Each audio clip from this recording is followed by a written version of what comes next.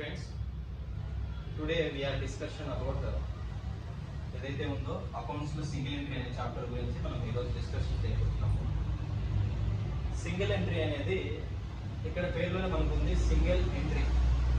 Accounts అనేది మనకి dual entry system లో డ్యూయల్ ఆస్పెక్ట్స్ లో ఉంటుంది అనమాట. ఎవ్రీ డెబిట్ కి క్రెడిట్ కి అనేది ఒక టాలీ సిస్టమ్ ఉంటుంది అనమాట.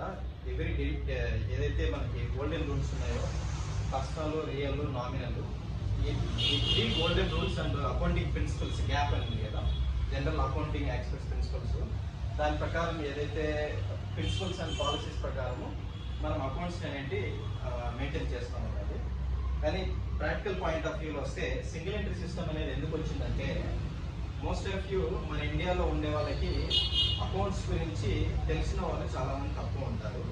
ఎవరైతే ఇల్లిటరేట్స్ కూడా ఇప్పుడు బిజినెస్ చేసే వాళ్ళు ఉన్నారు, చదివిన వాళ్ళు కూడా బిజినెస్ చేసే వాళ్ళు ఉంటారు. అది చిన్నదైనా కావచ్చు, medium or small or medium or big business ఏదైనా కావచ్చు, కంపెనీ లెవెల్ అయినా లేదా సోల్ ప్రొపర్టీ లెవెల్ అయినా లేదా ఫామ్ అయినా డిఫరెంట్ ఆస్పెక్ట్స్లో డిఫరెంట్ పర్సన్స్ అనేది బిజినెస్ చేయడం జరుగుతుంది అనమాట. ఈ బిజినెస్ చేసేటప్పుడు అందరికీ అకౌంటింగ్ నాలెడ్జ్ ఉంటుందా అంటే కొంతమందికి ఉంటుంది. ఎవరైతే అకౌంట్స్ గురించి చదివి ఉంటారో వాళ్ళకి మాత్రమే అకౌంటింగ్ నాలెడ్జ్ అనేది ఉంటుంది. వేరే వాళ్ళు ఎక్సెప్ట్ ఎవరైతే accounting field, accounting knowledge, accounting related ఏదైతే సర్టిఫికేషన్ ఉండదో వాళ్ళకి అకౌంటింగ్ గురించి ఐడియా ఉండదు. కాబట్టి అలాంటి వాళ్ళు ఒకవేళ బిజినెస్ని కన్నా స్టార్ట్ చేసి ఎస్టాబ్లిష్ చేస్తే కన్నా వాళ్ళ యొక్క అకౌంట్స్ని బుక్స్లో ఎలా ప్రిపేర్ చేసుకోవాలనేది వాళ్ళకి తెలియదు. ప్లస్ ఆ బుక్స్లో ప్రిపేర్ చేసినా కానీ ఎంతవరకు ప్రిపేర్ చేస్తారో వాళ్ళకి ఎంతవరకు అయితే తెలిసి ఉంటుందో జనరల్ వేగా, అంటే క్యాష్ బ్రాట్ ఇంటూ బిజినెస్ అంతవరకు ఉంటుంది. క్యాష్ తెచ్చిన తర్వాత ఏదైతే ఎక్స్పెండిచర్ ఇంకర్ అయ్యామో అది బ్రీఫ్గా ఒక క్యాష్ అకౌంట్లో లేక బుక్లో రాసుకుంటారు అనమాట. అంతవరకే రాసుకోగలుగుతారు. తర్వాత వాళ్ళు ఏం చేస్తారు, ఇలానే ఏదైతే ఓపెనింగ్ క్యాష్ బ్రాట్ ఉందో అది చూసుకుంటారు. క్లోజింగ్ అంటే సపోజ్ ఒక టిఫిన్ సెంటర్ తీసుకోండి, ఒక బడ్డీ కొట్టు తీసుకోండి. టిఫిన్ సెంటర్ పొద్దున్న వచ్చి టిఫిన్ బండి తీసుకొచ్చి బస్ స్టాండ్ ముందర పెడతాను అనమాట. పెట్టిన వెంటనే టిఫిన్ సెంటర్లో ఏదైతే ఫస్ట్ ఇనిషియల్గా ఇన్వెస్ట్మెంట్ చేస్తారో అదంతా ఒక ఓపెనింగ్ క్యాపిటల్. ఈవినింగ్ క్లోజ్ చేసేటప్పుడు కానీ లేదా వాళ్ళు టిఫిన్ సెంటర్ అంతా కంప్లీట్ అయిన తర్వాత క్లోజ్ చేసేటప్పుడు ఏదైతే కలెక్షన్ వచ్చిందో, రిసిప్ట్స్ వచ్చిందో అది వాళ్ళ యొక్క క్లోజింగ్ క్యాపిటల్. ఓకేనా? ఈ difference out of closing minus ఓపెనింగ్ని మనం ఏమంటామంటే మనీ. ఆ మనీనే ప్రాఫిట్గా ట్రీట్ చేస్తాం అనమాట. ఏదైతే క్లోజింగ్ బ్యాలెన్స్ ఉందో అది ఓపెనింగ్ బ్యాలెన్స్ కంటే ఎక్కువ ఉందనుకోండి, అప్పుడు ఏమని మీనింగ్, ఫస్ట్ తెచ్చిన అర్థమవుతుందా మీకు, టిఫిన్ బండి తీసుకొచ్చిన తర్వాత ఏదైతే ఓపెనింగ్ ఇన్వెస్ట్మెంట్ ఉందో రా మెటీరియల్ అంటే ఇడ్లీ కానీ దోశ కానీ అన్ని విధాలుగా ఏదైతే వాళ్ళు సోర్స్ జనరేట్ అదే ఫైనల్ ప్రోడక్ట్ తయారు చేస్తున్నారో దానికి ఇంకర్ అయిన రా మెటీరియల్ ఖర్చు కానీ ఆ బండి రెంట్ కానీ అన్ని సంబంధించినటువంటి ఖర్చులు ఏదైతే ఇంకర్ అయిన తర్వాత ఏదైతే ఎక్స్పెండిచర్ వాళ్ళు పెట్టినారో అది ఒక ఓపెనింగ్ క్యాపిటల్ కింద తీసుకున్నాం బ్రీఫ్గా లేమన్ లాంగ్వేజ్లో. మళ్ళీ వెళ్ళేటప్పుడు ఏదైతే క్లోజింగ్ క్యాష్ బాక్స్లో ఉన్న కౌంటర్లో ఉన్న వాల్యూని మనం క్లోజింగ్ క్యాపిటల్ కింద తీసుకున్నాం. జనరల్గా వాళ్ళ లేమన్ లాంగ్వేజ్లో వాళ్ళ క్యాల్కులేషన్ ఇలా ఉంటుంది అనమాట. ఎవరికి, the person who is not having a accounting knowledge ఎవరికైతే ఉండదో వాళ్ళకి అలా ఉంటుంది. ఈ క్లోజింగ్ మైనస్ ఓపెనింగ్ని మనం ఏమంటాము, జనరల్గా వాళ్ళు ఏమంటారంటే ప్రాఫిట్ అనుకుంటున్నారు అనమాట. కానీ ఇది సింపుల్ వేలో ఒక మెథడ్ అనమాట. అంటే సింపుల్గా వాటిని డబుల్ ఎంట్రీ సిస్టంలో కన్వర్ట్ చేయకుండా ఒక చిన్న బిజినెస్ కాబట్టి నాకు ఇంత ఓపెనింగ్ పెట్టాలి, ఇంత క్లోజింగ్ ఉంది, ఇది నా ప్రాఫిట్ అనుకుంటారు. అదే మనము చిన్న బిజినెస్ కాకుండా దానికంటే కొద్దిగా మోడరేట్, దానికంటే medium business, high level business అన్నప్పుడు అది ఏమవుతుంది, ఖచ్చితంగా మనం ఎంత బిజినెస్ పెడుతున్నాము వన్స్ ఎస్టాబ్లిష్ చేసిన తర్వాత ఎస్టాబ్లిష్ చేసేటప్పుడు మనం ఏదైతే ఇన్వెస్ట్మెంట్ చేసామో మొత్తం బిజినెస్లోకి, అంటే మనకు కొన్ని అకౌంటింగ్ ప్రిన్సిపల్స్ తెలిసి ఉండాలి. మొత్తం మనకి ఏమేమి బిజినెస్ ఎంటిటీ కాన్సెప్ట్ అనేది, బిజినెస్ ఎంటిటీ కాన్సెప్ట్లో ఏం చెప్తారు, బిజినెస్ ఎంటిటీ కాన్సెప్ట్లో business owner is different from ఏదైతే ఓనర్షిప్ ఉందో డిఫరెంట్ ఫ్రమ్ బిజినెస్ ఎంటిటీకి ఓనర్కి డిఫరెన్షియేట్ చేయడం జరిగింది బిజినెస్ ఎంటిటీ కాన్సెప్ట్. ఇప్పుడు ఏదైతే మనం ఇన్వెస్ట్మెంట్ చేశామో ఇన్వెస్ట్మెంట్ చేసిన తర్వాత దానికి సంబంధించిన బిజినెస్లో సంబంధించిన క్యాపిటల్ని ఏమన్నా విత్డ్రా చేశామా, దాంట్లోనే ఉంచి ఏదైనా పర్చేజ్ చేసి అవుట్ ఆఫ్ ట్రేడింగ్ యాక్టివిటీ కానీ లేదా సర్వీస్ కానీ చేసి దాని నుంచి మనం ఏమన్నా ఇన్కమ్ని ఎర్న్ చేసామా అనేది ఓవరాల్గా మనం ఒక అకౌంటింగ్ మెథడ్లో మనం ఫాలో అయితే కదా మనం అనేది ప్రాఫిట్ని ఎగ్జాక్ట్గా అక్యురేట్గా అబ్జల్యూట్గా మనం ట్రూ అండ్ ఫెయిర్లో ఐడెంటిఫై చేయగలుగుతాం. కానీ మోస్ట్ ఆఫ్ యూ చాలా బిజినెస్లలో ఇలాంటి ప్రొసీజర్ వాళ్ళు ఫాలో కాలేదు. ఎందుకంటే ఎవరైతే పర్సన్స్ వాళ్ళకి ఈ యొక్క అకౌంటింగ్ నాలెడ్జ్ ఉండదు కాబట్టి వాళ్ళు ప్రాపర్ బుక్స్ ఆఫ్ అకౌంట్స్ని మెయింటైన్ చేయరు. మెయింటైన్ చేయనప్పుడు కొన్ని సందర్భాల్లో ఏమవుతుంది, మోస్ట్ ఆఫ్ యూ మన ఇండియాలో చాలా బిజినెస్లు క్రెడిట్ బేసిస్ ఉంటాయి. ట్రేడింగ్ బిజినెసెస్లో రీటైల్లో కావచ్చు, హోల్సేలర్స్ వీళ్ళు ఎక్కువగా వచ్చేసి క్రెడిట్ తీసుకుంటారు అనమాట. 100% ఆఫ్ సేల్లో out of 70 to 75% credit sales ఉంటాయి. ఈ క్రెడిట్ సేల్స్ జరిగినప్పుడు ఎవరైతే క్రెడిట్ సేల్స్ జరిగితే ఇస్ అ పర్సనల్ అకౌంట్, ఏదైతే రియల్ నామినల్ పర్సనల్ ఉంది కదా, పర్సన్ రిలేటెడ్ మనం యొక్క అకౌంట్ని క్రియేట్ చేస్తున్నాము. అదే రిప్రజెంటేటివ్ పర్సనల్ అకౌంట్, సండీ డెటార్స్ వీళ్ళంతా ఉంటారు కదా. సండీ డెటార్స్ని మనం ఒక అకౌంట్ని మెయింటైన్ చేస్తే కదా ఆ పార్టీ పేరు మీద, అప్పుడు మనం ఆ పార్టీకి ఎప్పుడు క్రెడిట్ సేల్ చేశాము, ఎప్పుడు అతన్ని మనకు పే చేశాడు, మిగతా బ్యాలెన్స్ ఎంత బాకీ ఉంది, ఇవన్నీ మనం ఒక బుక్స్ ఆఫ్ అకౌంట్స్లో కరెక్ట్గా మెయింటైన్ చేయగలుగుతాము. ఇవన్నీ ఎప్పుడు మెయింటైన్ చేయగలుగుతాము, ఒక డబుల్ ఎంట్రీ సిస్టంలో ఉంటాయి. ఒకవేళ సింగిల్ ఎంట్రీలో సింపుల్గా మనం క్రెడిట్ సేల్ చేసాము, మళ్ళీ వాటిని బుక్స్ ఆఫ్ అకౌంట్స్ ప్రాపర్గా అకౌంటింగ్లో మనం బుక్స్లో మెయింటైన్ చేయని పక్షాన అవి మనము మిస్ అయ్యే ఛాన్స్ కూడా ఉన్నాయి, మర్చిపోయే ఛాన్సెస్ కూడా ఉన్నాయి. వన్స్ మర్చిపోతే మనం ఏం జరుగుతుంది, బిజినెస్కి బ్యాడ్ డెట్ వస్తుంది. అది కూడా తెలియదు ఎవరికి, అకౌంటింగ్ టెర్మినాలజీ తెలియని వాడికి బ్యాడ్ డెట్స్ అంటే కూడా తెలియదు. బ్యాడ్ డెట్స్ వల్ల అతని యొక్క ఏదైతే అమౌంట్ ప్రాఫిట్ రావాల్సి ఉందో అదంతా తరిగిపోతుంది. ఇదంతా జరుగుతుంది అనమాట. ఇట్లా మనము ఇవన్నిటిని మనం ప్రాపర్ వేలో అకౌంటింగ్ ప్రిన్సిపల్స్ని ఇది ఫాలో చేసుకుంటూ వస్తే కదా అప్పుడు మన యొక్క true and fair and actual absolute profit అనేది మనం ఐడెంటిఫై చేయగలుగుతాము. అప్పుడు మనం సింగిల్ ఎంట్రీ సిస్టమ్ని ఎందుకు డిస్కషన్ చేసుకుంటున్నామంటే మోస్ట్ ఆఫ్ యూ ఏదైతే మన కంట్రీ ఎగ్జాంపుల్ తీసుకుంటే కదా చాలా మంది వరకు చిన్న బిజినెస్ కొద్దిగా అబోవ్ మోడరేట్ మీడియం బిజినెసెస్ ఉన్నాయో వాళ్ళంతా బుక్స్ ఆఫ్ అకౌంట్స్ మెయింటైన్ చేయరు కాబట్టి ఆ చేయని బుక్స్ ఆఫ్ అకౌంట్స్లో ఎంత ప్రాఫిట్ వచ్చిందో వాళ్ళకి తెలియదు కాబట్టి వాటిని తీసుకొని ఒక చార్ట్ కన్ఫ్యూజ్ అవుతారు లాస్ట్లో కూర్చొని, ఎంత ప్రాఫిట్ వచ్చిందో వాళ్ళకే తెలియదు. నేను ఇంకో విషయం చెప్పాలంటే వాళ్ళు డబుల్ ఎంట్రీ సిస్టమ్ అంటేనే తెలియదు. ఎంతవరకు అయినా కానీ చెప్పారు కదా సింపుల్ వేలో ఉంటారు, లేమ్యాన్ టైప్లో ఉంటారు అనమాట. అప్పుడు వాళ్ళు ఏం చేస్తారంటే వాళ్ళ దగ్గర ఉన్న సోర్స్ ఆఫ్ రిసిప్ట్స్ని వోచర్స్ని తీసుకొని వాళ్ళు ఏం చేస్తారంటే ఒక చార్ట్ అకౌంటెంట్ కానీ ఒక ఆడిటర్ దగ్గర కానీ వచ్చి వాళ్ళ యొక్క వోచర్స్ని కానీ బిల్స్ని కానీ అన్నిటిని సోర్సెస్ ఏదైతే ఉన్నాయో వాటన్నిటిని ప్రొడ్యూస్ చేస్తారన్నమాట. చేసినప్పుడు అప్పుడు వీళ్ళకు ఎవరైతే ఆడిటర్ కానీ చార్ట్ అకౌంటెంట్ కానీ ఉన్నారో అతను ఏం చేస్తాడంటే వీళ్ళ దగ్గర నుంచి ఇన్ఫర్మేషన్ని గ్యాదర్ చేస్తారనమాట. ఇన్ఫర్మేషన్ గ్యాదర్ చేసిన తర్వాత ఏం చేస్తారు, ఇన్ఫర్మేషన్ గ్యాదర్ చేసినప్పుడు మామూలు జనరల్ వేలు ఏమేమి తీసుకుంటారు కస్టమర్ క్లయింట్ దగ్గర నుంచి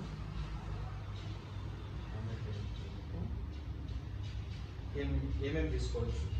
మనం మామూలుగా మీరు అంతా అకౌంటింగ్ బ్యాక్గ్రౌండే కదా, మామూలుగా మన ప్రాఫిట్ని కానీ లాస్ని కానీ ఒక ట్రేడింగ్ అండ్ మామూలు మీకు తెలిసిందే కదా అకౌంట్స్లో ఫస్ట్ జనరల్ లెడ్జర్ని జనరల్ ఎంట్రీస్ని ఏం చేయాలి, జనరల్ బుక్లో ప్రిపేర్ చేయాలి.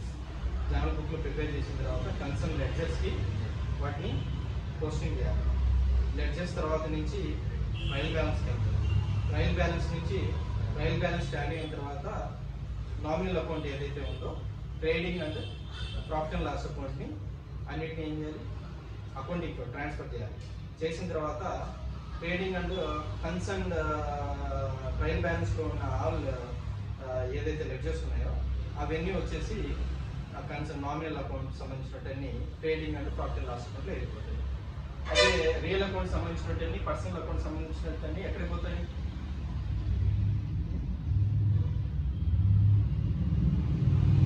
ట్రేడింగ్ అకౌంట్ అంటే ఏంటి, trading and profit and loss account ఏమంటారు, నామినల్ అకౌంట్ అంటారు. అది ఫైనాన్షియల్ స్టేట్మెంట్. బ్యాలెన్స్ షీట్ అనేది ఒక స్టేట్మెంట్, అంటే ఒక ఇయర్ ఎండింగ్ కానీ ఇయర్ ఎండింగ్కి మన యొక్క పొజిషన్ ఎలా ఉంది అని కనుక్కోవడం కోసం మనం బ్యాలెన్స్ షీట్ని ప్రిపేర్ చేస్తాం అనమాట. ఇప్పుడు బ్యాలెన్స్ షీట్ని ప్రిపేర్ చేసేటప్పుడు మనం ఏమేమి తీసుకుంటాం బ్యాలెన్స్ షీట్లో, ఏమేమి తీసుకుంటాం బ్యాలెన్స్ షీట్లో? అయ్యో, బ్యాలెన్స్ షీట్ ఏమి? Liabilities and assets. Liabilities and assets balance షీట్లో ఉంటుంది.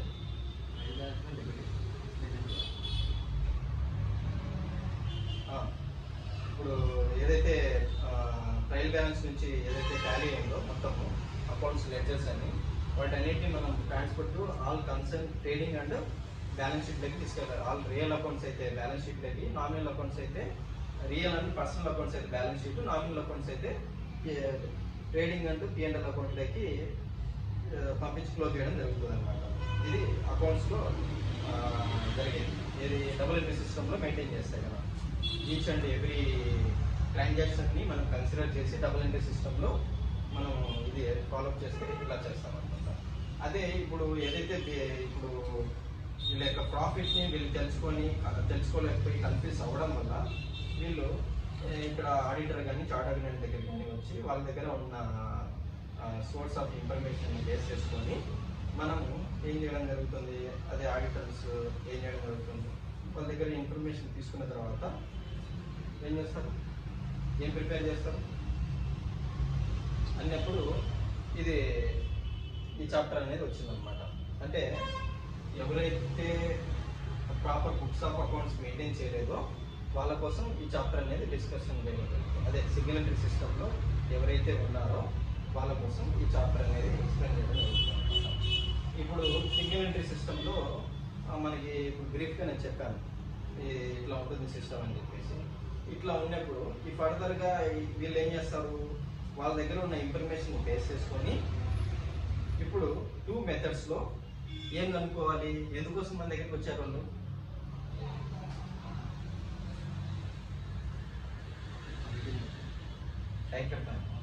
ఎందుకోసం వచ్చారు మన దగ్గరికి, ఏం తెలుసుకోవడానికి వచ్చారు మన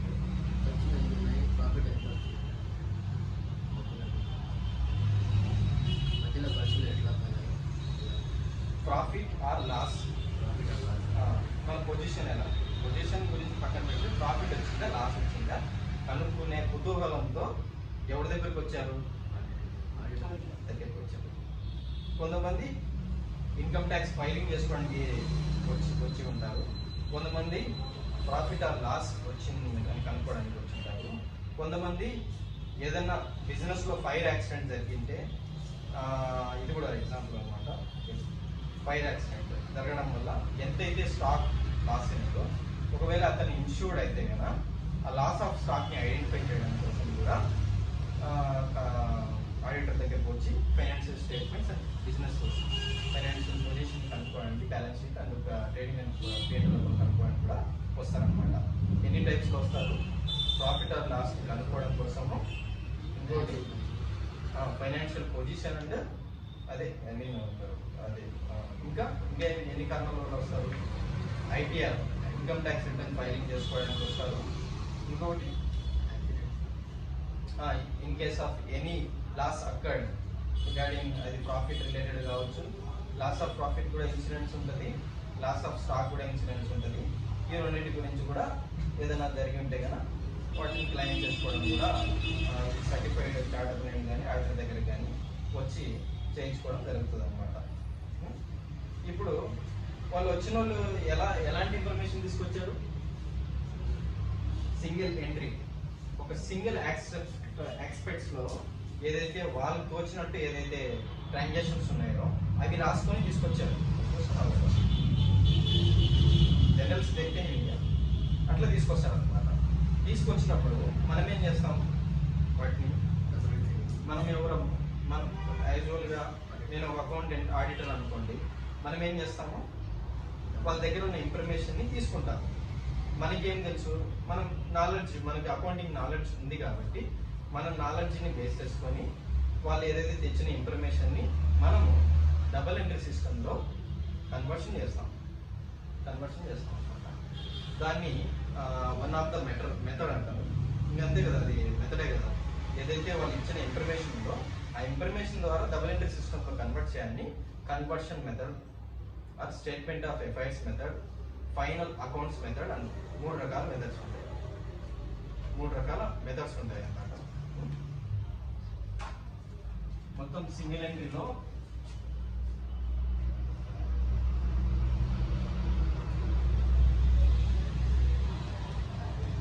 వేస్ ఉన్నాయి. డబుల్ ఎంట్రీలకి దేనికి మార్చడానికి single entry to double entry expect లో మార్చడానికి మనకు 2 రకాలు ఉన్నాయి. ఇవేంటి? ఫస్ట్ వన్ దీన్ని రాస్తున్నాను, దీని గురించి చెప్తాను. Capital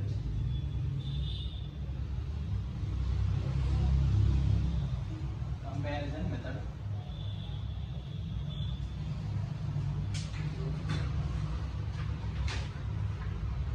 capital comparison method. ఇంకోటి ఏదో ఏమైనా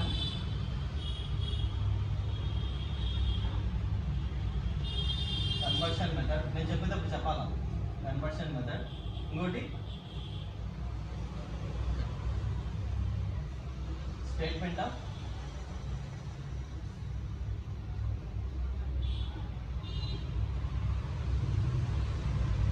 ఎఫ్ఐఎస్ మెథడ్. ఇంకోటి ఫైనల్ అకౌంట్స్ మెథడ్. ఏమేమి ఉన్నాయి? సింగిల్ ఎంట్రీ నుంచి డబుల్ ఎంట్రీలోకి మనం సింగిల్ ఎంట్రీ నుంచి మనం ఏదైతే సింపుల్ గా ప్రాఫిట్ ఎంత వచ్చింది,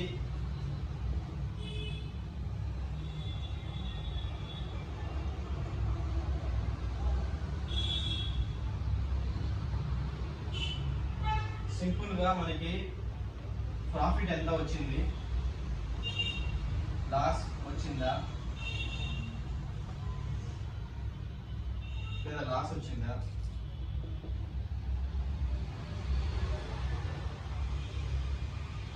బిజినెస్ పొజిషన్ ఎలా ఉంది అని ఫైండ్ అవుట్ చేయడానికి ఈ క్యాపిటల్ కంపారిజన్ మెథడ్ చాలు. మోస్ట్ ఆఫ్ యూ ప్రాఫిట్ ఆ లాస్ వచ్చిందని కనుక్కోవడం కోసం సింపుల్ గా క్యాపిటల్ కంపారిజన్ మెథడ్ ని ఎంచుకోవచ్చు. క్యాపిటల్ కంపారిజన్ మెథడ్ లో సింపుల్ ఎగ్జాంపుల్ ఏంటంటే, ఇదే చిన్న బిజినెసెస్ టిఫిన్ బండి ఇలా ఉంటాయి కదా, వీళ్ళకి ప్రాఫిట్ వచ్చిందో లాస్ వచ్చిందో అన్నప్పుడు ఓపెనింగ్ క్యాపిటల్ ఏదైతే ఉందో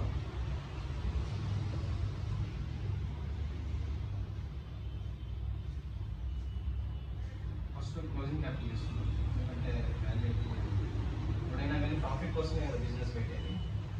ఎక్కువ వాల్యూ ఇది ఉండొచ్చు కానీ ఉండకపోవచ్చు, బేస్డ్ ఆన్ ప్రాక్టికల్ సిచ్యువేషన్ బట్టి ఉంటుంది. క్లోజింగ్ క్యాపిటల్ మైనస్ ఏం తీసేయండి? Opening capital. Opening capital means initial గా మనం తీసుకొచ్చిన పెట్టుబడి. ఈ డిఫరెన్స్ ఏదైతే ఉందో దీన్ని ఏమంటాము? క్లోజింగ్ క్యాపిటల్ ఎక్కువ ఉండి ఇది తక్కువ ఉంటే, excess of closing capital is more than opening stock అన్నప్పుడు, ఓపెనింగ్ క్యాపిటల్ అన్నప్పుడు ఏమవుతుంది? అది ప్రాఫిట్ అవుతుందా లేదా లాస్ అవుతుందా? Closing capital is more than opening capital. Tiffin బండి స్టార్ట్ చేసేటప్పుడు ₹1,00,000 ఖర్చు అయిందండి, ₹1,00,000 ఇన్వెస్ట్ చేశాడండి. క్లోజ్ చేసేటప్పుడు పెద్దదే అనుకోండి, 1,50,000 మిగిలింది అనుకోండి, 25,000 మిగిలింది. ఓపెనింగ్ క్యాపిటల్ వచ్చేసి ₹1,00,000, క్లోజింగ్ చేసేటప్పుడు ₹1,20,000 కౌంటర్లో ఉంది, క్యాష్ కౌంటర్లో ఉంది. అప్పుడు ఈ 20,000ని ఏమంటారు? అదే క్లోజ్ చేసేటప్పుడు మన యొక్క క్లోజింగ్ క్యాపిటల్ రివర్స్ పొజిషన్ లో ఉంది, ₹1,00,000 ఉంది, ఓపెనింగ్ క్యాపిటల్ 1,20,000 ఉంది. అప్పుడు దాన్ని ఏమంటారు? లాస్. కానీ మనం చెప్పొచ్చు, ఇప్పుడు ఒకవేళ ఏదైతే క్లోజింగ్ క్యాపిటల్, ఇప్పుడు ఇది సింపుల్ గా చెప్పాలంటే క్యాపిటల్ కంపారిజన్ మెథడ్ లో ఇట్లా వేరియేషన్ చూస్తే కనుక ఈ difference of opening and closing and opening అనేది మనం ప్రాఫిట్ వచ్చిందా లాస్ వచ్చిందా అనేది ఈ మెథడ్ లో చెప్పగలుగుతాం సింపుల్ గా అయితే కనుక. లేదు ఈ మెథడ్ కాకుండా ఇంకొక వేలో కూడా మనం కనుక్కోవచ్చా ప్రాఫిట్ ఆర్ లాస్ ని, మన బిజినెస్ పొజిషన్ ని అంటే ఇంకొక మెథడ్ ఉంది, అది capital comparison method. Statement of affairs method, final accounts method. ఓకేనా? ఫైనల్ అకౌంట్స్ అంటే మీకు తెలుసు కదా ఏంటండి. ఫైనల్ అకౌంట్స్ అంటే ఏదైతే జనరల్ ఎంట్రీస్ రాసిన తర్వాత లెడ్జర్ పోస్టింగ్ జరుగుతుంది. లెడ్జర్ పోస్టింగ్ తర్వాత ట్రయల్ బ్యాలెన్స్కి వెళ్తుంది. ట్రయల్ బ్యాలెన్స్ తర్వాత ఆ కన్సర్న్డ్ పర్సనల్ అకౌంట్స్, ఆ రియల్ అకౌంట్స్ అన్ని బ్యాలెన్స్ షీట్కి వెళ్తాయి. నామినల్ అకౌంట్స్ అన్ని ఎక్కడికి వెళ్తాయి? Trading and profit and loss అకౌంట్కి వెళ్తాయి. అప్పుడు మనకు అక్కడ ప్రాఫిట్ ఆర్ లాస్ వస్తుంది. ఆ ప్రాఫిట్ని మనం మన యొక్క క్లోజింగ్ క్యాపిటల్కి లెస్ బ్యాక్ అవుతుంది, డ్రాయింగ్స్ యాడ్ బ్యాక్ అవుతుంది. వాటిని అన్నింటినీ ఇక్కడ ఫాలో చేయడం జరుగుతుంది అనమాట. ఇప్పుడు ఈ మెథడ్ అర్థమైంది కదా. ఇట్లా సింపుల్గా మనం ఐడెంటిఫై చేస్తాం.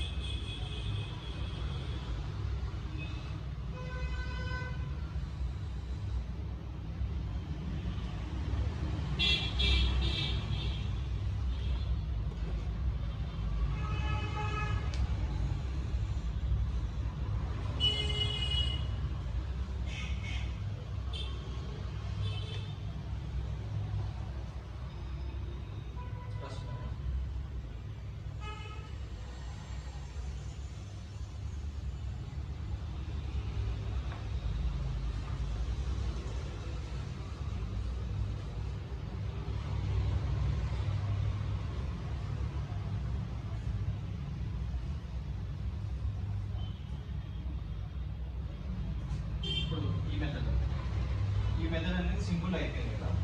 ఇప్పుడు కన్వర్షన్ అని చెప్పాలి. కన్వర్షన్ మీన్స్ సింగిల్ ఎంట్రీ నుంచి డబుల్ ఎంట్రీలోకి మార్చడం అనమాట. సింగిల్ ఎంట్రీ టు డబుల్ ఎంట్రీలోకి మార్చడం. సింగిల్ ఎంట్రీ నుంచి డబుల్ ఎంట్రీలోకి మార్చడం అంటే ఏం చేయాలి? మొత్తం ఏదైతే బుక్స్ ప్రిపేర్ చేస్తామో ఆ టైప్లో ప్రిపేర్ చేయాలి. కానీ అది అబ్సల్యూట్ ప్రాఫిటా? నిజమైన ట్రూ అండ్ ఫెయిర్ ప్రాఫిట్ అది? ఇప్పుడు ఏదైతే మనము సింగిల్ ఎంట్రీ ఇన్ఫర్మేషన్ తీసుకొని అతని దగ్గర నుంచి, ఆ బిజినెస్ అతని దగ్గర నుంచి మనం ఇక్కడ కూర్చొని ఆడిటర్ కానీ చార్టర్మెంట్ కానీ డబుల్ ఎంట్రీ సిస్టంలోకి మారుస్తున్నాడు. ఈ సింపుల్ సిస్టంతో ఐడిఆర్ ఫైలింగ్ చేయగలుగుతాం మనం? జస్ట్ ప్రాఫిట్ కనుక్కొని చేయలేము. ఎందుకంటే మనం బిజినెస్ అసెట్స్, అది ఏదైతే సోల్ ప్రొపరేటర్ అయినా ఫామ్ అయినా కానీ వాళ్ళ అసెట్స్ ఏదైతే ఉన్నాయో, లైబిలిటీస్ ఏదైతే ఉన్నాయో, ఫైనాన్షియల్ పొజిషన్ 31st మార్చ్కి ఆ కన్సర్న్ ఫైనాన్షియల్ ఇయర్ క్లోజ్ చేసి తర్వాత P&L and trading account prepare చేసి ప్రాఫిట్ ఏదైతే నెట్ ప్రాఫిట్ వచ్చిందో, ఒకవేళ సోల్ ప్రొపరేటర్ అయితే కనుక ఇన్కమ్ ట్యాక్స్ స్లాబ్ లిమిట్లోకి వచ్చాడా అలా చూసి మనం ఇన్కమ్ ట్యాక్స్ ఐటీఆర్ అనేది ఫైల్ చేయడం జరుగుతుంది. అప్పుడు ఇలా చేయాలి అంటే మన యొక్క ఎక్స్పెండిచర్ ఏంటి, ఇన్కమ్స్ ఏంటి అనేది మనం ఐడెంటిఫై చేయాలి. ఇవన్నీ చేసేటప్పుడు ఇవి చేయాలి. ఒకవేళ ట్రేడింగ్ కన్సర్న్ అయితే కదా ఏమేమి మన ఓపెనింగ్ స్టాక్, ఒకవేళ బిజినెస్ ఆల్రెడీ ఎగ్జిస్టెన్స్లో ఉంది, ఓపెనింగ్ స్టాక్ ఏంటి, క్లోజింగ్ స్టాక్ ఏంటి, తర్వాత పర్చేజెస్ ఏంటి, తర్వాత సేల్స్ ఏంటి, sales 2 types, cash sales, credit sales, ఒకవేళ సేల్స్ రిటర్న్స్ ఏమైనా ఉన్నాయా, పర్చేజ్, క్రెడిట్ పర్చేజ్ ఏమైనా చేసామా, క్యాష్ పర్చేజ్ ఎంత చేసాము, ఎవరి దగ్గర నుంచి కొన్నాము, ఎంత మంది దగ్గర నుంచి కొన్నాము, వాళ్ళకి ఎంత ఇచ్చినాము, వాళ్ళకి ఏమైనా మనం 31 మార్చికి బాకీ ఉన్నామా, సేల్స్ చేసింటే మనం క్రెడిట్ సేల్స్ చెప్పాను ఇండియాలో మోస్ట్ ఆఫ్ క్రెడిట్ సేల్స్ జరుగుతాయని. క్రెడిట్ సేల్స్ జరిగినప్పుడు వాళ్ళు ఏమైనా మనకి డబ్బులు 31 మార్చికి ఏమైనా బాకీ ఉన్నామా, పర్సనల్ అకౌంట్స్ అవన్నీ మనం క్రియేట్ చేస్తేనే కదా మనం తెలిసేది. అప్పుడు మాత్రమే కదా మనం బ్యాలెన్స్ షీట్ తయారు చేయగలుగుతాం ప్రాపర్గా. ఇప్పుడు ఏదైతే మనం కరెంట్ అసెట్ అండ్ కరెంట్ లయబిలిటీస్లో రిలేటెడ్ కరెంట్ అసెట్స్లో సండీ డేటాస్ని మనం క్లోజింగ్ బ్యాలెన్స్ రాయాలంటే ఆ యొక్క పర్సనల్ అకౌంట్స్ని మనం మెయింటైన్ చేయాలా వద్దా? క్లోజింగ్ బ్యాలెన్స్ రాయాలంటే చేయాలి కదా.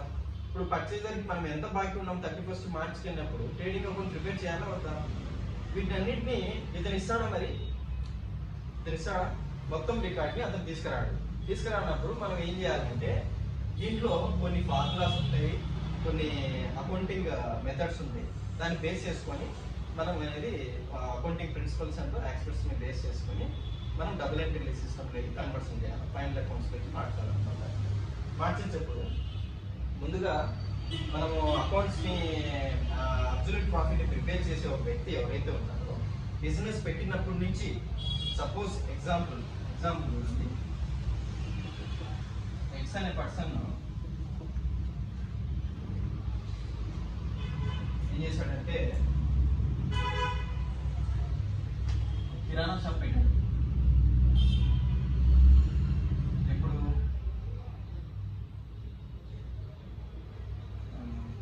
16th ఆగస్టు 2020లో పెట్టాడు. ఏది ఆగస్ట్. దీనికి ఇయర్ ఎండింగ్ ఎప్పుడు వస్తుంది? ఫైనాన్షియల్ ఇయర్ ఎండింగ్ ఏంటి? బిజినెస్ గోయింగ్ కన్సర్న్ బేసిస్ లో కొనసాగిస్తూనే ఉన్నాడు. ఎవరు? ఎక్స్ అనే పర్సన్. బిజినెస్ ని ఎప్పుడు స్టార్ట్ చేశాడు? 16/8/2020 స్టార్ట్ చేసినప్పుడు ఇతని యొక్క ఫైనాన్షియల్ ఇయర్ ఎండింగ్ ఎప్పుడు వస్తుంది? అట్లానే జరుగుతూ పోతుంది అనమాట. ఇయర్ ఎండింగ్, ఈ ఫైనాన్షియల్ ఇయర్ ఇయర్ ఎండింగ్ ఎప్పుడు వస్తుంది? 31 మార్చ్ 2021. అంటే ఇది ఫైనాన్షియల్ ఇయర్ 2021. ఇప్పుడు జెన్యున్ చెప్పాలంటే కదా, true and fair and absolute profit X అనే పర్సన్ అనేవాడు ఎక్స్పెక్ట్ చేయాలి అంటే కదా, తను ముందుగా ఏం చేసి ఉండాలి? బిజినెస్ పెట్టేటప్పుడే చిన్న ప్రిలిమినరీ ఎక్స్పెన్సెస్ నుంచి, ప్రిలిమినరీ అంటే రిబ్బన్ కటింగ్ అప్పటి నుంచి అతను ఏం చేయాలి? ఈ 31 మార్చ్ వరకు ఈచ్ అండ్ ఎవ్రీ 1 రూపీ కూడా అతను అకౌంటింగ్ ఫర్ చేస్తా రావాలి. దేని సిస్టంలో? డ్యూయల్ ఎంట్రీ కాన్సెప్ట్లో. ఏమి సింగిల్ ఎంట్రీలో ఉండకూడదు, మొత్తం డబుల్ ఎంట్రీ సిస్టంలో ఉండాలి. ఇతను ఏమేం చేస్తాడు? కిరాణా షాప్ అంటే ఏమేం చేస్తాడు? కిరాణా షాప్ అంటే పెట్టేటప్పుడు ఫస్ట్ సపోజ్ ఈ ఎక్స్ అనే పర్సన్ కిరాణా షాప్ ఓపెన్ చేసేటప్పుడు ఒక రూమ్కి చూస్తాడనమాట. ఆ రూమ్ చూసి ఆ రూమ్ని ఎప్పుడు ఓపెనింగ్ చేయాలో డేట్ ఫిక్స్ చేసుకుంటాడు. వాళ్ళ రిలీజియస్ బట్టి ఓపెనింగ్ డేట్ ఫిక్స్ చేసుకున్న తర్వాత పూజారికి ఫీజు ఇస్తాడు. రిలీజ్ డేట్ చెప్పినందుకు అతను డబ్బు పెట్టాడా లేదా? పూజారికి ఫీజు, డేట్ చెప్పినందుకు ఓపెనింగ్ డేట్ ఎంత? ఒక 500 తీసుకున్నాడు లేదా 100 రూపాయలు తీసుకున్నాడు.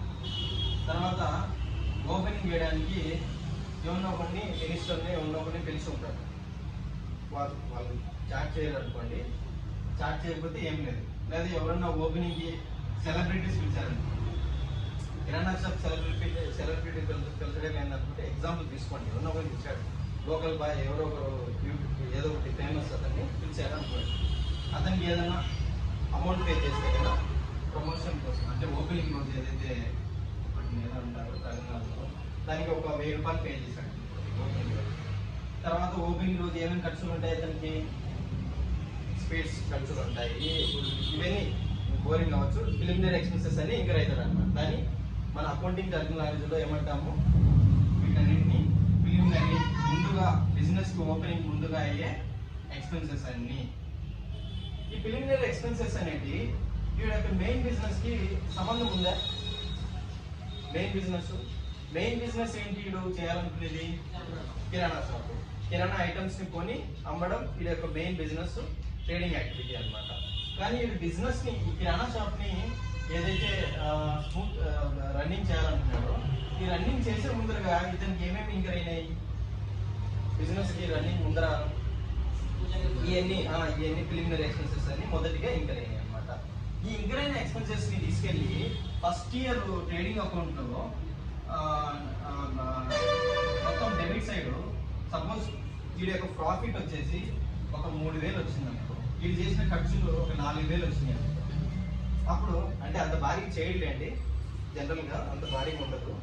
ఇట్లా వస్తే కనుక ఈ ఖర్చులన్నీ తీసుకొచ్చి దీంట్లో పడేయడం వల్ల అతనికి ఏమైతుంది? ఇదేదైతే మొదటిగా పెట్టిన ఖర్చులు ఏదైతే ఉన్నాయో అతను ట్రేడింగ్ అకౌంట్ లో తీసుకెళ్లేసి నెట్ ప్రాఫిట్ లోంచి లెస్ బ్యాక్ చేస్తే, అంటే ఎక్స్పెండిచర్ కింద, ఇండైరెక్ట్ ఎక్స్పెండిచర్ కింద చేస్తే ఇతనికి ఏమవుతుంది? బిజినెస్ యాక్చువల్ లాస్ అవుతుందా? ఇతనికి వచ్చిన లాస్ అది, లేకపోతే కాదా?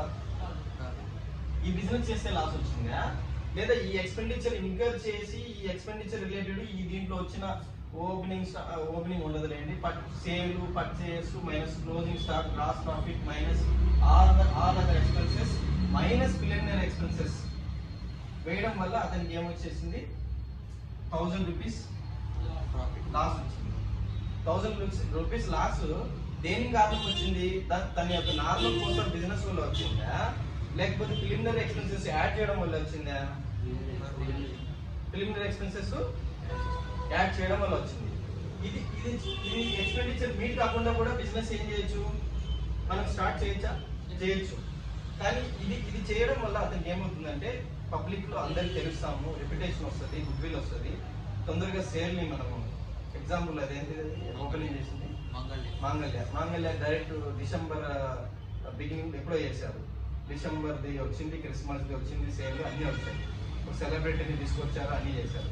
అంటే వాళ్ళ యొక్క ఏదైతే ఓపెనింగ్ టైం ఉందో వాళ్ళ స్ట్రాటజీ అనమాట. ఆ టైంలో ఫలానా వచ్చాక ఓపెనింగ్ చేసి కొద్దిగా ఫేమ్ ఉన్న వచ్చి చేస్తే కదా అదే ఒక పెద్ద యాడ్ ఇచ్చినట్టు ఉంటుంది, అందరికి తెలుస్తుంది ఇన్ఫార్మల్ గా. అందరూ వచ్చి వాళ్ళకి సేల్స్ ని ఏం చేస్తారు?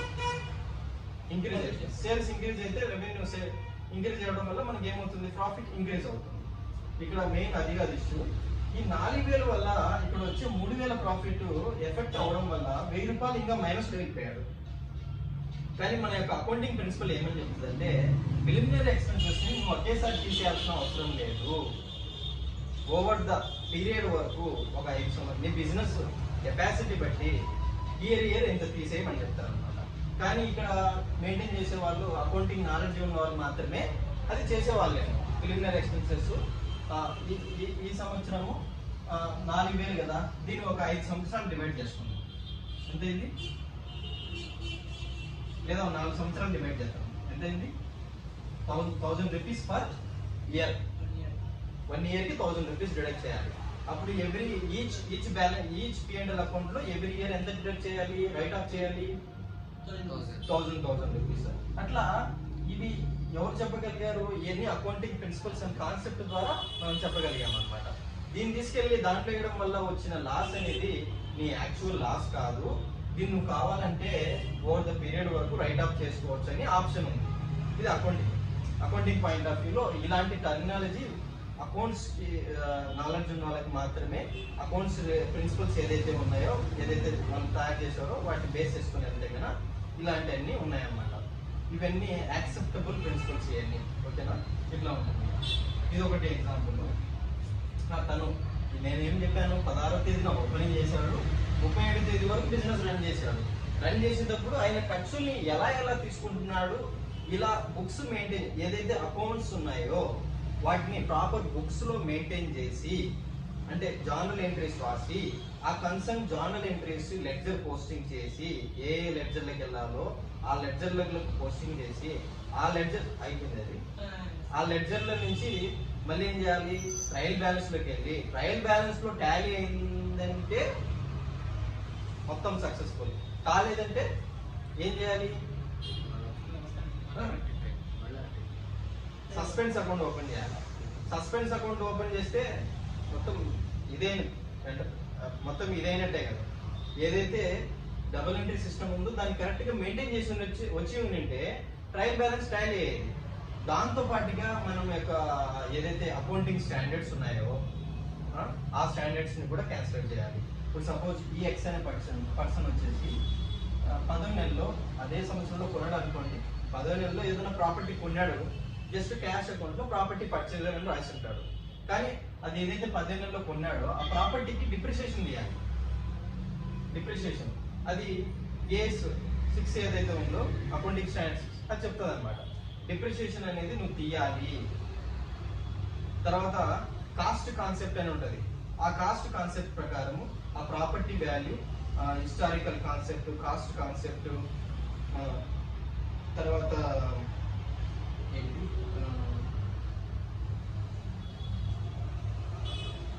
Cost or market value, whichever is lower అని, కన్జర్వేటివ్ మెథడ్, ఇలాంటి చాలా మెథడ్స్ ఉన్నాయన్నమాట. వాటన్నిటిని ప్రిన్సిపల్స్, పాలసీస్ అన్నిటిని, అకౌంటింగ్ స్టాండర్డ్స్ ని అన్నిటిని తీసుకొచ్చి దీంట్లో వేయాలి. వేస్తే అవుట్పుట్ ఏమొచ్చింది? డబుల్ ఎంట్రీలో వచ్చింది. ఆ వచ్చిన ప్రాఫిట్ ని మనం ఏమంటున్నాము? Absolute, correct, true and fair profit. ఎందుకంటే అకౌంటింగ్ టర్మినాలజీ మొత్తం ప్రతి ఒక్కటి కరెక్ట్ గా పెట్టుకుంటూ వస్తున్నాడు కాబట్టి అది నీ అబ్సల్యూట్ ప్రాఫిట్. రేపు ఏమన్నా నీకు ఫైర్ యాక్సిడెంట్ జరిగింది కిరాణా షాప్ లో, నువ్వు కోర్టుకి వెళ్ళినా కానీ ఇన్సూరెన్స్ ఉంది, ఒకవేళ నువ్వు బుక్స్ ఆఫ్ అకౌంట్స్ అని కరెక్ట్ గా మెయింటైన్ చేస్తున్నావు, నీకు బ్యాకప్ కూడా ఉంది అంటే కనుక నువ్వు ప్రూవ్ చేసుకోగలిగితే అది దాన్ని ఏమంటామంటే ట్రూ అండ్ ఫెయిర్ రిపోర్ట్ కాబట్టి దాన్ని కోర్టు కూడా కన్సిడర్ చేస్తుంది. దీన్ని తీసుకెళ్లి నా ఫైర్ యాక్సిడెంట్ చేసి ఇన్సూరెన్స్ ఇవ్వండి అంటే ఇస్తారా? ఇవ్వరు. ఎందుకంటే జెన్యున్ ప్రాఫిట్ కాదనమాట. కానీ ఈ వేళ వెళ్ళాలంటే ప్రతి ఒక్క బిజినెస్ కి ఒక అకౌంటెంట్ కావాలి. అకౌంటెంట్ కి ఇచ్చే శాలరీ కెపాసిటీలో ఉండాలా? ప్రతి ఒక్కరు ఇస్తే గనా ఇంకా ప్రతి ఒక్కరికి జాబ్ దొరుకుతాయి కదా. ఇవ్వలేని కెపాసిటీలో ఉంటారు అనమాట. అలాంటప్పుడు వీళ్ళు ఏం చేస్తారు? ప్రాపర్ బుక్స్ ఆఫ్ అకౌంట్స్ ని మెయింటైన్ చేయరు. మెయింటైన్ చేయనప్పుడు ఎక్కడికి పోయినారు? ఆడిటర్ ఏం చేస్తున్నాడు? సింగిల్ ఎంట్రీ నుంచి డబుల్ ఎంట్రీ సిస్టమ్ లోకి కన్వర్షన్ మెథడ్ ద్వారా వీటిని మార్చడం జరుగుతుంది అనమాట. కన్వర్షన్ మెథడ్ ద్వారా మార్చేటప్పుడు వీళ్ళకి ఓచర్స్ ని, బిల్స్ ని, వీళ్ళకి ఇన్ఫర్మేషన్ సోర్స్ ఆఫ్ మెటీరియల్ ఏదైతే ఉందో దాన్ని బేస్ చేసుకొని ప్రాఫిట్ ని ఐడెంటిఫై చేస్తారు. అది అబ్సల్యూట్ ప్రాఫిటా? సిఏ అయినా ఆడిటర్ అయినా ఐడెంటిఫై చేస్తారు. ఇది సింగిల్ ఎంట్రీ ద్వారా. అది అబ్సల్యూట్ ప్రాఫిటా? ట్రూ అండ్ ఫెయిర్ ప్రాఫిటా? వాళ్ళు ఇచ్చిన ఇన్ఫర్మేషన్ ప్రకారం తయారు చేస్తాడు. అది అబ్సల్యూట్ ప్రాఫిటా కాదా? ఎస్ కాదు కదా. ఎక్స్ అనేవాడు ఫస్ట్ నుంచి మెయింటైన్ చేసి 31st మార్చ్ వరకు బుక్స్ అన్ని రాసుకుంటే వాడు ఐటీ దగ్గర పోవాల్సిన అవసరం ఏముంది? ఐటీఆర్ ఫైలింగ్ పోవాల్సిందే. ప్రాఫిట్ ఆర్ లాస్ వాడే కనుక్కున్నాడు కదా ఇది మెయింటైన్ చేయడం వల్ల. అప్పుడు ఐటీ దగ్గరికి పోయేసి డైరెక్ట్ గా రిపోర్ట్స్ ఇస్తాడు అతను. అది అబ్సల్యూట్ ప్రాఫిట్. ఏమీ లేకుండా సింగిల్ ఎంట్రీతో డబుల్ ఎంట్రీ సిస్టమ్ లో మార్చమని పోతాడు చూడండి, అది అబ్సల్యూట్ ప్రాఫిట్ కాదు. ఓకేనా? ప్లస్ ఏదైతే బ్యాలెన్స్ షీట్ ప్రిపేర్ చేస్తావో ఆ బ్యాలెన్స్ షీట్ ను కూడా బిజినెస్ పొజిషన్ కింద కన్సిడర్ చేయరు. దాన్ని స్టేట్మెంట్ ఆఫ్ ఎఫైర్స్ అని చెప్తారు అనమాట. స్టేట్మెంట్ ఆఫ్ ఎఫైర్స్ అంటే statement just balance sheet as a position ఇదే ఇలా అసెట్స్ ఇలా ఉన్నాయి, లైబిలిటీస్ ఇలా ఉన్నాయి అని చెప్పి ఒక పొజిషన్ తెలుస్తుంది అనమాట. బ్యాలెన్స్ షీట్ అంటే ఈ పొజిషన్ ని చెప్తుంది అనమాట. ఈ పొజిషన్ చెప్పేటప్పుడు మనం స్టేట్మెంట్ చేసుకుంటాం. ఇట్లా స్టేట్మెంట్ చేసుకొని లైబిలిటీస్ ఏమున్నాయి, అసెట్స్ ఏమున్నాయి వాటిని అడిగి అసెట్స్ ని లైబిలిటీస్ ని మనం ఎంటర్ చేయడం జరుగుతుంది అనమాట. ఇన్కార్పొరేట్ చేయడం జరుగుతుంది. కాబట్టి ఇది ఒక జెన్యున్ బ్యాలెన్స్ షీటా? సింగిల్ ఎంట్రీ నుంచి డబుల్ ఎంట్రీలోకి మార్చిన balance sheet genuine balance sheet అంటామా? అందువల్ల దాన్ని ఏమంటామంటే స్టేట్మెంట్ ఆఫ్ ఎఫైర్స్. మీకు ఏ రిలేటెడ్ ఎఫైర్స్ ఏదైతే అసెట్స్ రిలేటెడ్, లైబిలిటీస్ రిలేటెడ్ ఉన్నాయో వాటికి సంబంధించినటువంటి దీంట్లో ఎనాక్ట్ చేస్తాం కదా, దీన్ని స్టేట్మెంట్ ఆఫ్ ఎఫైర్స్ అంటాం. దీన్ని బ్యాలెన్స్ షీట్ అని పిలవమన్నమాట. ఏదైతే జెన్యున్ గా ఫస్ట్ నుంచి అకౌంట్స్ అనేది మెయింటైన్ చేసి ఒక టాలీలో కానీ ఒక బుక్స్ లో కానీ అకౌంట్స్ అన్ని మెయింటైన్ చేస్తారో దాన్ని మాత్రమే బ్యాలెన్స్ షీట్ అంటాము. దీన్ని స్టేట్మెంట్ ఆఫ్ ఎఫైర్స్ అంటాము. కానీ చాలా మంది ఆడిటర్లు అప్లోడ్ చేసినప్పుడు ఏమని చెప్తారు? బ్యాలెన్స్ షీట్ అని రాస్తారు. అది కరెక్టేనా? కాదు. జెన్యున్ గా బుక్స్ మెయింటైన్ చేయట్లేదు. కాదు, ఇప్పుడు బ్యాలెన్స్ షీట్ రాదు, పక్క బ్యాలెన్స్ షీట్ కాదు. కొన్ని అన్డిస్క్లోజ్డ్ అసెట్స్ ఉంటాయి, అన్డిస్క్లోజ్డ్ ఇన్కమ్స్ ఉంటాయి, వాటిని చెప్పారనమాట. ఎగ్జాంపుల్ చెప్తున్నా, మనము 2 బ్యాంక్ స్టేట్మెంట్ అడిగితే ఇంకో దాంట్లో ఏం చేయలేదన్నా, ఏం అవసరం లేదు. మనకు మామూలుగా అయితే ప్రతి ఒక్కటి కూడా ఆల్రెడీ సింగిల్ ఎంట్రీ, మళ్ళీ ఇన్ఫర్మేషన్ తక్కువ ఇస్తే మనం ఎలా ఐడెంటిఫై చేయగలుగుతాం? అవునా, ఐడెంటిఫై ఎలా కూడా చేసాం అనుకోండి, చేసినా కానీ అది ప్రాఫిట్ కరెక్టా కాదు, ఊరికి అదేదో నామకే వాసి అన్నట్టు, అది మ్యాటర్. ఇప్పుడు దానికి యాక్చువల్కి దానికి డిఫరెన్స్ సింగిల్ ఎంట్రీలో మాట్లాడుకోవాల్సిన విషయాలే అందుకే చెప్పినాయి. అర్థమైందా? క్యాపిటల్ కంపారిజన్ మెథడ్ ప్రిపేర్ చేసేటప్పుడు మీరే జనరల్గా ఆలోచించండి. క్యాపిటల్ కంపారిజన్ అదే comparison method, statement of affairs method, final accounts method prepare చేస్తున్నామంటే మనము ఏమేమి కనుక్కోవాలి? ఓన్లీ ప్రాఫిట్ అండ్ లాస్ కనుక్కుంటున్నామా సింపుల్గా? ఎట్లా కనుక్కోవాలి? ఫైనల్ అకౌంట్స్ అంటే తెలుసు కదా, పేర్లోనే ఉంది కదా అక్కడ. ఇప్పుడు దీంట్లో మారుస్తున్నామంటే ఏమేమి కనుక్కుంటున్నాం మనం లాస్ట్కి?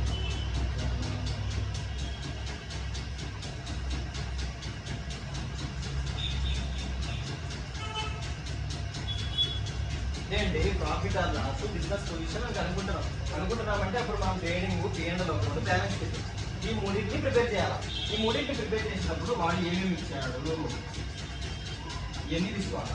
ఇవన్నీ తీసుకొని ట్రేడింగ్ అకౌంట్ని ప్రిపేర్ చేసి, గ్రాస్ ప్రాఫిట్ని ఐడెంటిఫై చేసి, దీన్ని ఇక్కడికి నాట్ ఫార్వర్డ్ చేసి, క్యారీ ఫార్వర్డ్ చేసి, దీని నుంచి అవుట్ ఆఫ్ ఏదైనా ఇండైరెక్ట్ ఇన్కమ్స్ ఉంటే వాటిని తీసుకొని అడ్మిసిబుల్ కాదు ఏదైతే ఎక్స్పెండిచర్ ఉందో P&L రిపోర్ట్లో ఆల్ ఎక్స్పెన్సెస్ అండ్ లాసెస్ని మొత్తాన్ని కన్సిడర్ చేసి వచ్చిన నెట్ ప్రాఫిట్ని మనం ఏం చేస్తాము, బ్యాలెన్స్ షీట్లో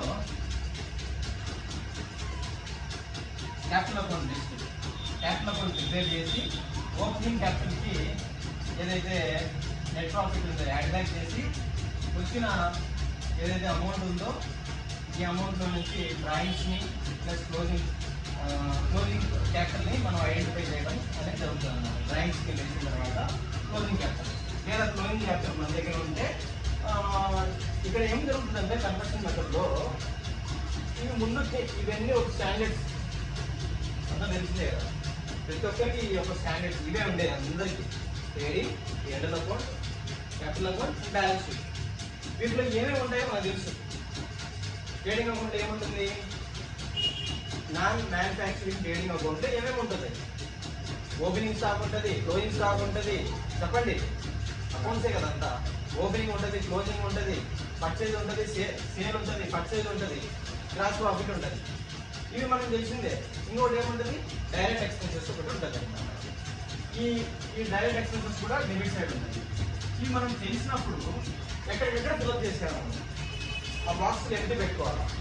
నేను సింగిల్ ఎంట్రీ నుంచి డబుల్ ఎంట్రీలోకి మార్చడం కోసం ఎలా చేయాలని చెప్తున్నా. వాళ్ళు ఇచ్చిన ఇన్ఫర్మేషన్ తీసుకొచ్చారు మనకి, ఇవన్నీ ప్రిపేర్ చేయాలి అన్నప్పుడు ఇవి స్టాండర్డ్గా ఏమేమి అనేది మనకు తెలుసు. ట్రేడింగ్ అకౌంట్లో ఏముంటుంది, P&L అకౌంట్లో ఏముంటాయి, ఎక్స్పెండిచరు, ఇన్కమ్, గ్రాస్ ప్రాఫిట్ ఎంత అనేది, ఇవన్నీ డీటెయిల్స్ ఉంటాయి. వీటన్నిటి మనం ఫిల్అప్ చేసుకొని ఎక్స్పెండిచర్లో చాలా ఎక్స్పెండిచర్లు ఉన్నాయి. మనం జనరల్గా మాట్లాడుకోవడం చాలా ఉంటాయి. ప్రింటింగ్, స్టేషనరీ, శాలరీ, తర్వాత ఇంకేముంటాయి, టెలిఫోన్, ట్రావెల్, తర్వాత ఫ్లైట్, ఇలాంటివన్నీ చాలా ఉంటాయి. Bank charges, financial charges, interest on loans, ఇవన్నీ ఉంటాయి. వీటన్నిటికి సంబంధించిన ట్రాన్సాక్షన్ ఇతను చేశాడా లేదని మనం ఐడెంటిఫై చేసేటప్పుడు వాడు ఇచ్చిన ఇన్ఫర్మేషన్ బట్టి ఒక్కొక్కటి రాసుకుంటాం మనం అంతే. టెలిఫోన్ ఇంత చేసాం సార్, బిల్ ఉంది నా దగ్గర అంటే ఏం చేయాలి నువ్వు? ఇండైరెక్ట్ ఎక్స్పెన్సెస్ కింద టెలిఫోన్ ఏం చేయాలా? డెబిట్ చేయాలి. All expenses and losses sir debit. ఏ రూల్లో? గోల్డెన్ రూల్లో, నామినల్ రూల్లో. All incomes and gains credit side చూపించాలి. ఇప్పుడు చేసేటప్పుడు ఈ ఎక్స్పెండిచర్లు ఏదైతే ఉన్నాయో వీళ్ళు ఇచ్చిన ఇన్ఫర్మేషన్ ప్రకారం వీటన్నింటినీ బుక్ చేసి మనం ఏం చేయాలి? ఈ ప్రాఫిట్ ఆర్ లాస్ని, పొజిషన్ని ఐడెంటిఫై చేయాలి. చేసేటప్పుడు మొత్తం మనకి ఇచ్చేస్తాను ఆ ఇన్ఫర్మేషన్. వాడి అకౌంట్కి వెళ్ళినప్పుడు ఎట్లా ఇస్తాడు? వాడి దగ్గర ఉన్న ఇన్ఫర్మేషన్ మాత్రమే ఇస్తాడు. దాంతో మనం ఏం చేయాలి? లెడ్జర్స్ని ప్రిపేర్ చేయాలి. ఇప్పుడు ఏమంటాడు? నేను నాకు క్రెడిట్ సైడ్ నేను 3 చేశాను అంటాడు. ముగ్గురు చేశాను. ఆ ముగ్గురికి సంబంధించిన నేమ్స్ మీద అకౌంట్స్ ఓపెన్ చేయాలి. Karim account, Imtiaz account, Sulia account. వీళ్ళంతా ఎవరు? Sundry returns. వీళ్ళు ఎంత వీళ్ళకు సేల్ చేసినప్పుడు ఏమొస్తుంది అంటే క్రెడిట్ సేల్ చేసినప్పుడు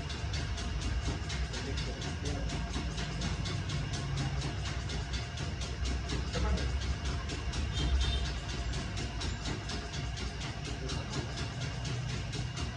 ఏమొస్తుంది అంటే సండీ రిటర్న్స్ అనేది current asset current liability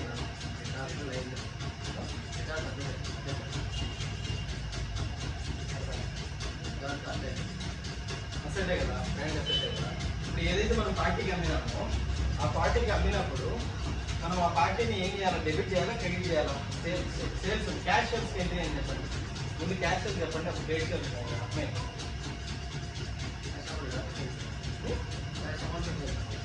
yes. ఎందుకు క్యాష్ అకౌంట్ని డెబిట్ చేసావు, ఎందుకు సేల్స్ అకౌంట్ని క్రెడిట్ చేసావు? Cash received into business. Cash account cash balance పెరిగింది కాబట్టి as per cash account golden rule ప్రకారం ఏది? Real account. సేల్స్ అకౌంట్ అంటే ఏది? Nominal account. సేల్స్ అనేది ఒక రెవెన్యూనా, ఏది ఎక్స్పెండిచర్? రెవెన్యూనా? Revenue. All revenue expenditure revenue accounts ఎక్కడ డెబిట్ చేస్తాం? కాబట్టి దాన్ని సేల్ని క్రెడిట్ సేల్ రాస్తాం. క్యాష్ రిసీవ్ అయింది కదా, క్యాష్ బ్యాలెన్స్ ఏమైంది? క్యాష్ బ్యాలెన్స్ ఏమైంది? ఇంక్రీజ్ అయింది. ఇంక్రీజ్ అయింది కాబట్టి క్యాష్ అకౌంట్కి డెబిట్. ఓకేనా? క్యాష్ అకౌంట్ డెటాట్. ఇప్పుడు క్రెడిట్ సేల్.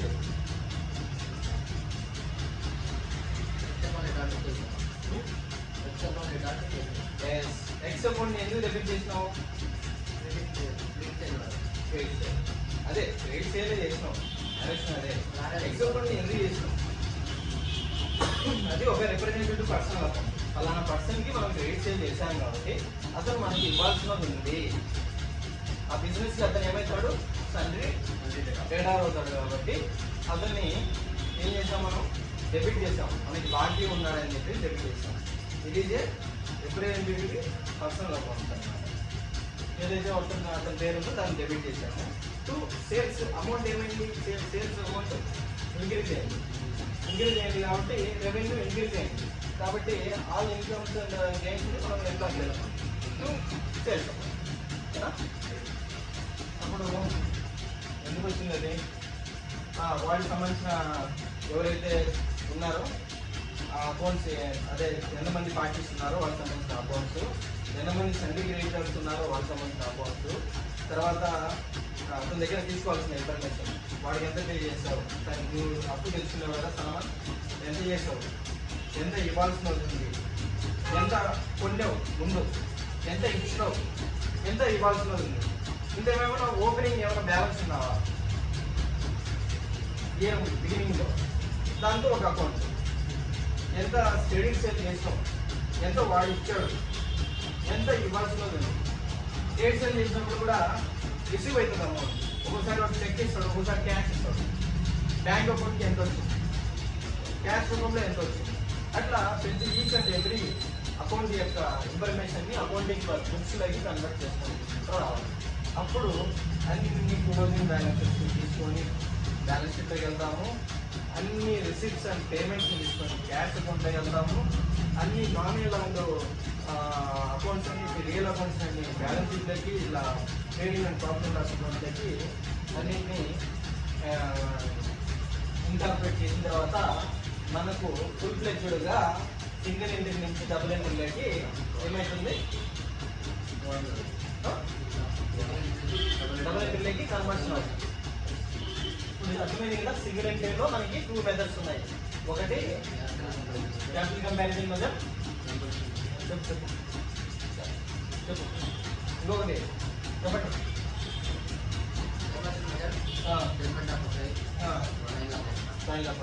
ఓకేనా.